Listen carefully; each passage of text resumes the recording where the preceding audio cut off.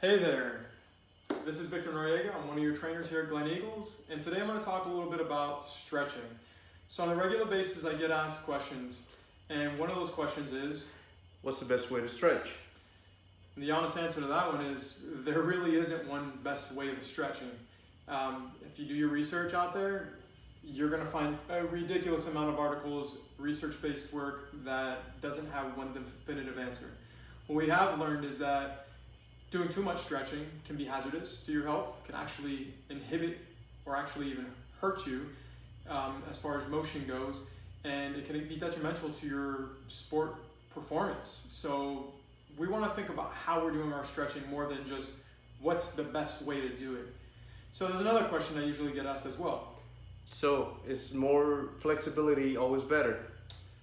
And the answer to that one is no. You have a lot of people out there that are hypermobile, that have incredible ranges of motion, but they actually don't have control of those ranges of motion. And in many cases, that can lead to injuries. So we want to be able to define two different terms, and those are going to be flexibility and mobility. So flexibility is essentially the ability to passively achieve range of motion. And in many cases, it's with the help of some type of external force. I'll use the example such as static stretching, which many of us know. We've probably been doing it for who knows how long, because it's taught in grade school, it's taught in many different literatures, it's taught in many of our certification backgrounds. I'm not opposed to static stretching because I think it is great in implementing, but you have to find out when it's best to do it and why it is that you're actually doing it. But once again, with that type of stretching, you're not really gaining range of motion, you're just trying to gain flexibility. And I'll break that down a little more as we go further. So let's talk about mobility. Mobility is the ability to control, but to actively control your range of motion. So think of it like this. I always like to say is, if you want to think outside of the box, am I trying to ultimately just gain the flexibility to elongate a range or a specific muscle group, or am I trying to do my stretching to ultimately gain better movement quality and more true range of motion at the actual structure as a whole? So I use, as I'm showing you here, the bicep. I'm trying to be more flexible at my bicep or the muscles of the bicep, or am I trying to be more flexible at my shoulder? Right? And there's a lot more that's connected there as far as stretching go. I'm just using that as an example. We want to think about mobility. All right? So there's a lot of intentions that go behind flexibility training. A lot of times we look at, or what we've read out there, is that it can reduce injury, it can improve performance, it can help reduce or retard the effects of aging, or even create a certain aesthetic, like a longer look. These are true things that people believe in and what they've been told out there. Go do your research. There's nothing out there that actually shows that to be correct. As far as performance goes, we've learned with certain stretching modalities, it can actually impede your performance. Like I mentioned before, you don't want to static stretch before doing anything that can involve some power or strength or agility, basis of movement, or force production, that is. Static stretching, like I said, great. Maybe if I'm doing yoga, maybe if I'm just trying to do something relaxing, but we want to look more to like dynamic or mobility type of trainings that can help us to move a little better when we're doing our sport or just movement in general. So a lot of times folks will ask, well, I've gained flexibility and I can go further with the range of motion, but I like to say, well, ask yourself, for what?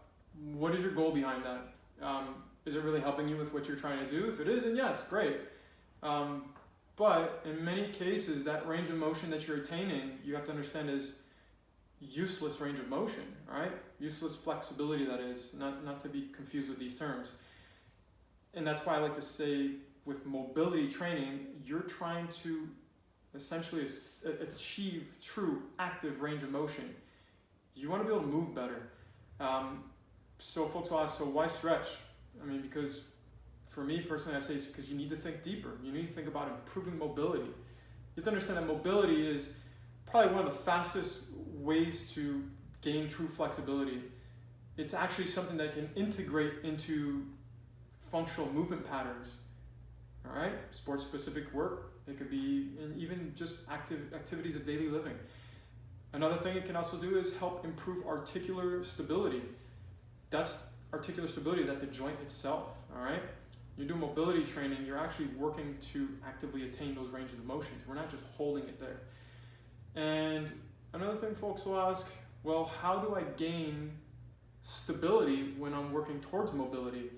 Because aren't those two on the other side, or on the other sides of the spectrum? And they kind of sound like they are, but with something like active isolated stretching, which is what I'll be showing you in our segments going forward, you're going to understand that when you're going towards your flexibility training, we can call it, or mobility training, we're going to be trying to target strengthening as we do our flexibility. Okay? Active isolated stretching essentially is going to an active range of motion and then essentially isolating that specific motion so that you're ultimately gaining it. You're owning that motion. It's something that you are becoming true to so that you can implement it into your daily living, into your sport. So help you, that's the type of stuff you're looking at that can help reduce injury, because it's allowing you to tap into your nervous system, it's allowing you to get stronger, it's allowing you to truly have that control that you need when it comes to flexibility training. Sorry if it's a little confusing. There's a lot of things that are going through my mind on how to explain this in a simplified manner, but I think we'll get the gist of it once we go into the stretching.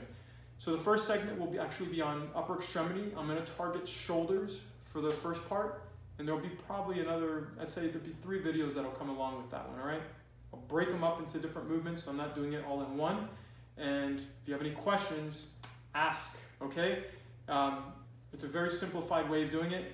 In some ways, folks will say it's too simple. It doesn't seem like it would serve any benefit, but it actually does.